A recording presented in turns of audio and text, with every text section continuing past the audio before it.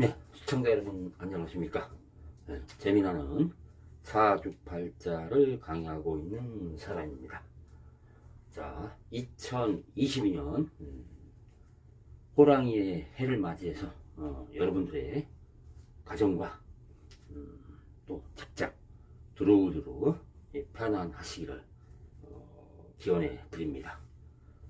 아울러 계속되는 코로나로 인해서 여러가지 힘든 상황이 전개되고 있지만 잘 극복해서 올 한 해 아주 뜻깊은 한 해가 될 수 있도록 여러분들과 같이 함께 노력해 보도록 하겠습니다. 새해 복 많이 받으시고, 오늘은 새해를 맞이해서 이민년 이제 호랑이의 해에 대한 이야기를 하면서 여러분들에게 과연 호랑이에 대한 이야기가 무엇이 있는가, 또 왜 백호라고 하는지 여러분들과 함께 가볍게 이렇게 재미나게 한번 엮어보도록 하겠습니다. 자, 올해가 2022년 이제 호랑이 해라고 보통 말씀을 드리죠, 사람들이. 그럼 왜 호랑이인데 호랑이의 해인데 왜 백호가 아닌, 우리가 보통 뭐 여러가지 호랑이 종류가 있잖아요, 색깔별로요, 그죠? 근데 왜 흑호라고 하는 건지, 이 흑호라고 보통 우리가 이제 부르고 있는데, 사실 여기 이민년의 임자가 이제 이 북방을 뜻해요. 북방을 뜻하면서 색깔은 이제 검은색을 보통 이제 우리가 얘기를 해요. 검은색. 5가지의 색깔 중에서 검은색을 오색이라고 하는데, 우리가 사주 공부를 할 때 5가지의 색깔을 보통 표현을 하는데, 이 임자하고 이 십천간의 9번째 글자, 9번째 글자하고 10번째 글자가 있는데, 9번째가 임수라고 이제 보통 우리가 부르고, 라고 이제 10번째가 이제 개수라고 합니다. 임수와 개수에서 이 임계는 바로 색깔로 따지면 이제 검은색, 이렇게 이제 우리가 부르고 있습니다. 그래서 이민년을 이야기할 때는 이제 흑호랑이라고 이제 이렇게 부르고 있는 겁니다. 그런 걸 이제 이해를 하시면은 왜 흑호랑인지 이렇게 이제 이해가 될 수 있습니다. 그럼 다음에 2023년에는 이제 개묘. 이 토끼죠, 그죠?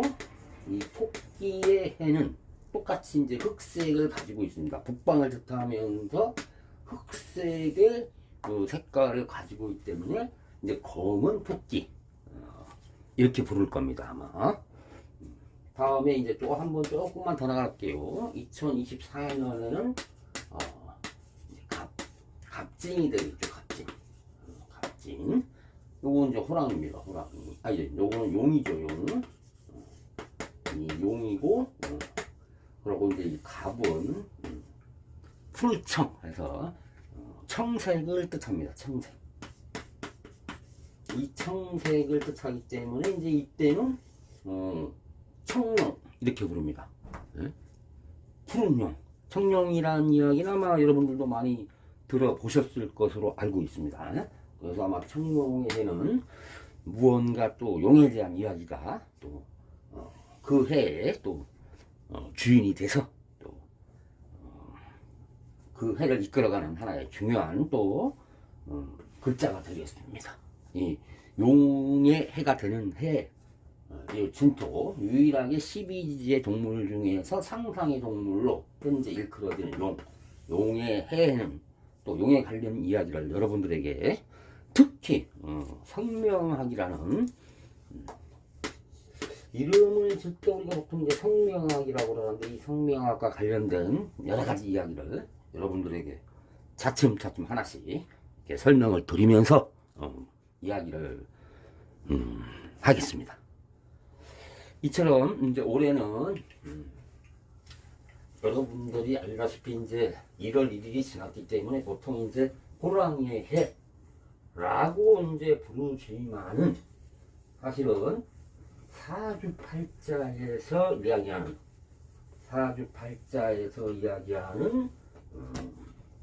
그 이민년, 이 이민년은 아주 오지 않았어요. 이 사주팔자를 이제 명식을 작성할 때, 이 명식을 작성할 때 기준은 이제 기준이 있어요. 기준. 네? 기준. 이 기준은 입춘을 기준으로 한다고 여러분들에게 여러 차례 강의를 통해서 말씀을 드린 적이 있을 겁니다. 이 모든 한 해의 바뀜, 한 해가 전년도의 기운에서 올해의 기운으로 바뀌는 모든 기준은 바로 이제 입춘을 기준으로 하기 때문에 아직 사주 팔자 명식을 작성하는 데는 이 사주의 8자를 작성하는 데는 아직은 도래하지 않았다. 아직은 오지 않았다. 그러니까 1월 1일날 예를 들어서 태어났다. 1월 1일날 태어났다. 올해 2022년 1월 1일날 태어났다 그러면 호랑이가 이 사주는 호랑이띠가 아닙니다. 무슨 신축년이라고 그랬죠. 신축년 소띠 그죠? 이 소띠에 태어난 사람으로 잡아서 사주를 이제 통변을 하는 건데 지금 태어난 1월 1일 태어난 사람은 소띠가 아니라 호랑이띠가 아니라 소띠로 해서 신축년이 됩니다. 신축년에 태어났다. 그래서 연간이나 연지를 작성할 때는 이때 태어난 사람을 신축년으로 잡고 입춘이 지난 후에는 바로 이제 보통 2월 4일 내지 양력으로 2월 4일에서 5일 정도가 이제 입춘입니다. 이 입춘이 지난 입춘절기가 들어왔을 때부터 바로 이민년이 적용이 되는 겁니다. 이 사람의 사주가 임자, 이 호랑이로 있는 글자로 해가지고 사주가 작성이 되는 겁니다. 물론 뭐 예전에 여러 가지 학설이 있어요. 동지를 기준으로 하는 학설도 있고 입춘을 기준으로 하는 그 해 바뀜의 기준을 동지로 할 건가 입춘으로 할 건가 이렇게 이제 여러 가지 학설이 있었는데 지금은 이 동지를 기준으로 하여 작성한 명식보다는 입춘을 기준으로 하는 명식이 이 사주를 통변하는데 더 정확하다. 이건 확률이고 통계학적으로 나오기 때문에 지금은 대부분이 입춘을 기준으로 해서 여러분들의 그 사주팔자를 이제 작성하게 되는 겁니다. 그래서 지금은 아직은 이제 신축년에 이제 적용을 하고 있습니다. 이 신축이 이제 입춘이 지난 다음에는 바로 입춘 절기가 지난 다음에는 이민년, 이 이민년을 이제 기준으로 해서 연주가 작성이 되는 거죠. 이렇게 이제 여러분들이 참고를 하셔가지고 실질적으로 뭐 1월 3일 날 태어났다. 2022년 1월 3일 날 태어났다. 그러면 이 사람은 보통 자기들이 이제 호랑이 띠에 태어났다고 이야기를 하지만은 명리학자들이 보는 관점은 호랑이띠가 아니라 소띠다. 이렇게 해가지고 이제 설명을 드리고 있는 겁니다. 뭐 소띠나 호랑이띠나 어느 것이 뭐 좋다 나쁘다는 이제 이렇게 단정적으로 할 수가 없어요. 그만큼 각자의 띠의 장점과 단점이 있어요. 그리고 이 띠가 가지고 있는 10간 12지지에 특히 12지의 동물의 그런 글자를 인용해서 사주팔자 구성된 사주팔자를 대입을 해서 과연 이 인목이라고 그러죠. 보통 이 인목 호랑이가 내 사주에 어떤 역할을 하는가, 장점의 역할을 하는가 아니면 단점의 역할을 하는가, 이거는 이제 사주 통변을 통해서 알 수가 있습니다. 보통 우리가 이제 그 연초가 되면은 이제 뭐 호랑이의 어떤 뭐 그런 여러 가지 특성을 이제 말씀을 드리면서 그런 뭐 좋은 기운이죠. 좋은 뜻으로 이제 이렇게 설명을 드리는 거고, 실질적으로 모든 12지지의 동물 중에서 호랑이, 인목과 관련된 것은 각자의 사주와, 그리고 세군이라고 그러죠. 세군. 이 세군 그 해에 이제 그 임금이란 뜻이죠. 그러니까 올해가 이제 2월 4일이 지나면 이민년이 되니까 이 이민년을 자기의 사주에 대입을 시켜서 그 통변을 하는 겁니다. 뭐 호랑이의 기상 뭐 좋습니다. 이런 거 아무래도 좋고, 뭐 호랑이의 어떤 위험, 또 맹렬함, 뭐 여러 가지 이제 뭐 뜻이 있겠지요. 호랑이의 그 동물의 특성을 살려서 호랑이가 어떤 역할을 하는 건지 그걸 이제 살펴가지고 여러분들에게 보통 이제 매스컴이나 여러 가지 인터넷 자료에 보면 많이 나와 있습니다.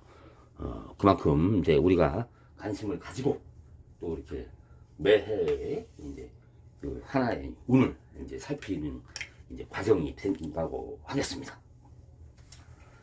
자, 여러분들 뭐 띠에 대한 궁금증은 여러 가지 이제 많은 이제 그 뭐 사례를 통해서 살펴볼 수 있겠지만, 여러분들은 이 호랑이에 대해서 어떻게 생각을 하시는지 모르겠네요. 어떻게 뭐 호랑이가 다 좋다고 할 수 있는지, 아니면 또 무슨 단점이 있을까라는 생각을 해보게 됩니다. 물론 우리가 이제 일반적으로 호랑이를 이야기할 때 뭐 이제 좋은 점도 얘기도 대부분 좋은 점은 많이 이야기하죠. 올해 이민년이니까 올해 뭐 기상 호랑이 같은 그 뭐라고 그럴까, 호랑이의 그 장점을 많이 이제 이야기를 하면서 이제 설명을 하고 있는 겁니다, 사실은. 근데 이 호랑이란 뜻입니다, 사실 이거. 이 호랑이가 자기 사주에서 어떤 역할을 하는가, 무조건 잘 살펴야 되겠죠. 그냥 내가 호랑이에 태어났으니까 좋다, 이건 아닙니다. 그만큼 글자 하나하나가 갖는 의미, 그리고 사주팔자와 인목인 호랑이, 목의 기운을 가지고 태어난 호랑이와의 관계, 자기와 사주팔자의 관계에 상당히 중요한 역할을 한다고 보면 되겠고, 또 인목을 가지고 이게 상담을 하는데 상당히 중요한 통변 역할을 한다고 볼 수가 있습니다. 그만큼 올해 이민년이라는 것은 이 인목에 이제 여러 가지 이제 무토가 들어있을 거고, 병화가 들어있을 거고, 이 지장간이라고 보통 말씀을 드렸죠. 간목이 들어있습니다. 이 지장간 인목 안에는 무토와 병화와 간목이 들어있어요.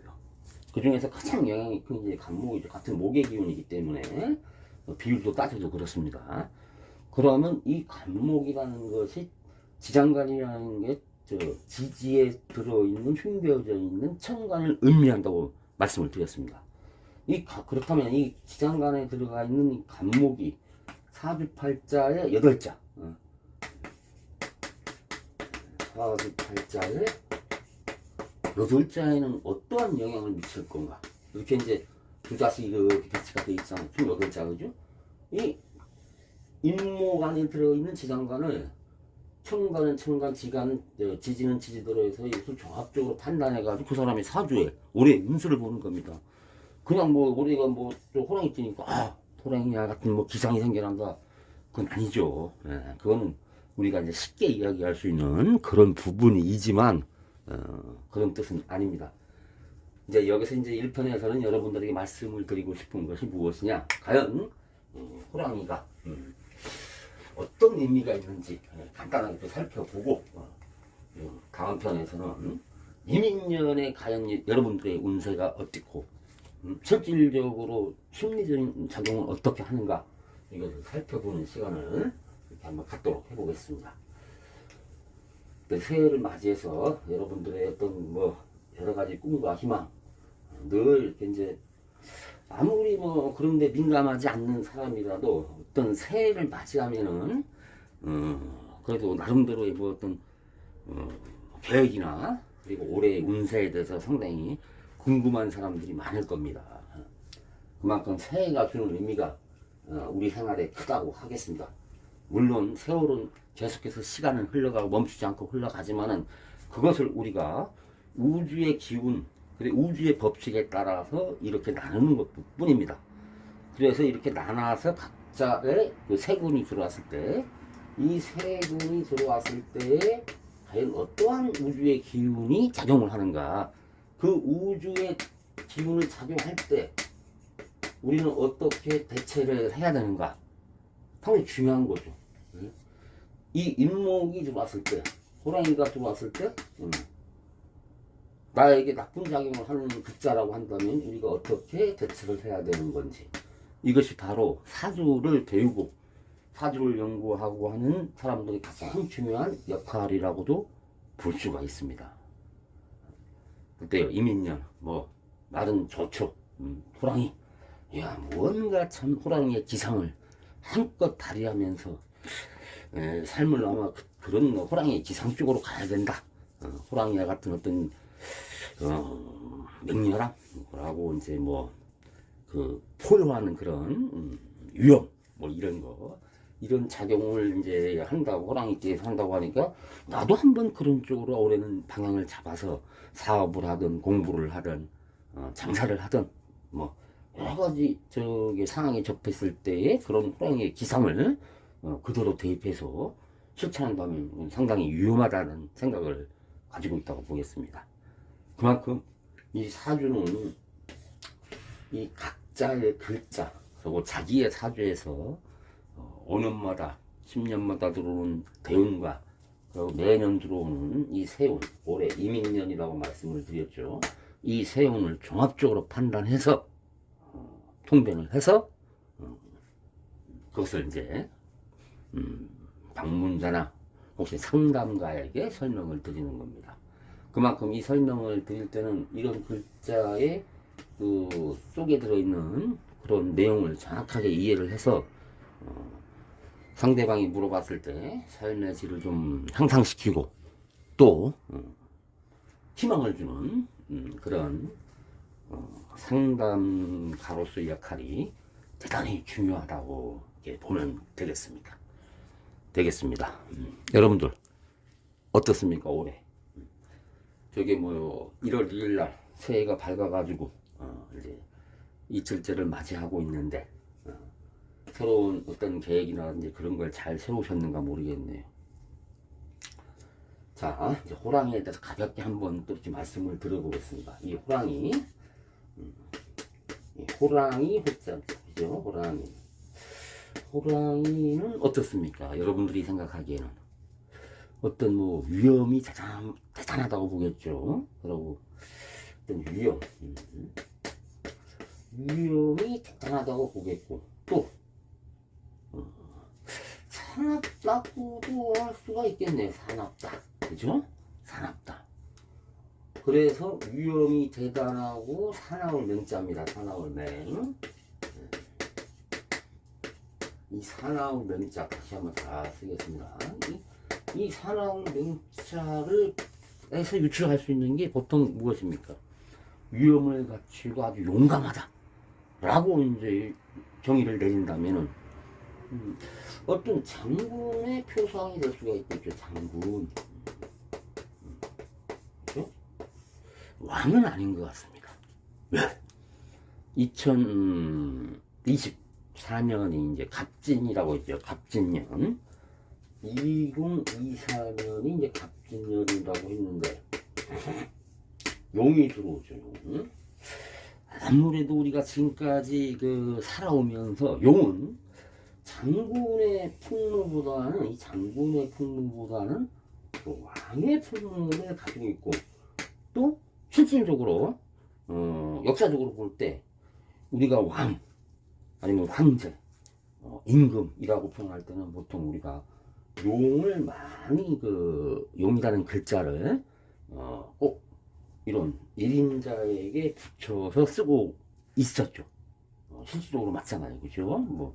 용포, 용의 옷 하면 임금만이 입는 옷. 이렇게 이제 우리가 표현을 할 수가 있는 거 아닙니까? 그죠? 그만큼 이 용은 왕의 어떤 왕을 상징하는 그런 이제 글자라고 보면 되겠고, 이 호랑이는 어떤 장군, 뭐 재상은 아니라고 볼 수가 있네. 재상은, 그죠?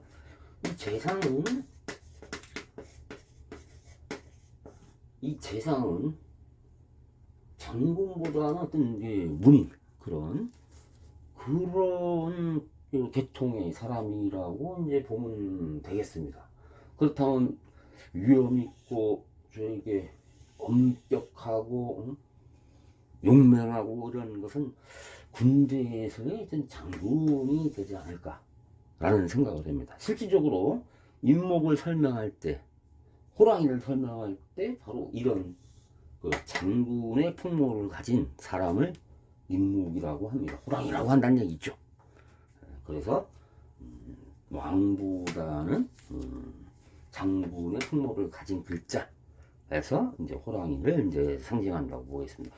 이렇게 그런 의미로 해서 계속해서 전해 내려오면서 이제 이 글자가 어떻게 보면 인목이라는 글자가 되게 정형화됐다라고 할 수가 있습니다.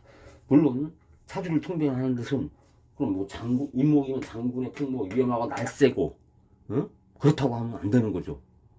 이것은 하나의 띠에 대한 이야기만 하는 거고, 인목이라는 것은 음양오행상 목의 기운입니다. 나무목자죠. 나무, 그죠? 목의 기운을 가지고 태어난 사람으로 보면 됩니다. 우리가 사람을 적용하는 거지 이건 동물이나 식물을 적용할 수가 없는 겁니다. 이거는 사람만이 가지고 있는 사주팔자를 가져왔기 때문에 호랑이 인자, 이 호랑이라는 것은 음양오행상 목의 기운을 가졌다. 그것도 목의 기운 중에서 양의 기운을 가졌다. 양목이라고 부릅니다. 그래서 목의 기운이면서 양의 기운을 가졌다 해서 우리가 보통 이제 사주팔자를 공부하는 사람들은 이제 양목 이렇게 이제 부르는 겁니다. 또 다른 이야기도 할 수 있겠는데 어때요? 조금은 이해가 되실지 모르겠습니다. 그만큼 인목이라는 글자가 과연 올해의 운세에 어떤 영향을 미칠까? 그것을 이제 파헤치고 또 연구하고 궁리하는 것이 바로 이제 명리학자의 어떤 그런 의무가 아닐까 생각을 해봅니다. 또 여러 가지 호랑이에 대한 이야기가 있는데 잠깐 쉬었다가 다음 편에 또 이야기를 하면서 올해의 운세가 어떤가, 특히 심리가 어떤가, 심리 작용이 어떤가를 한번 살펴보도록 하겠습니다. 지금 코로나로 인해서 많은 사람들이 고통을 겪고 있고, 또 사회생활하는데 상당히 지장을 많이 받고 있잖아요. 그죠? 그런 부분과 과연 그런 상황에서의 어떤 심리적인 작용은 어떻게 하고 있을까? 라는 이제 그런 것을 연구를 하면서 다음 시간에 또 이렇게 뵙도록 하겠습니다. 예, 다시 찾아오겠습니다. 예, 고맙습니다. 새해 복 많이 받으십시오.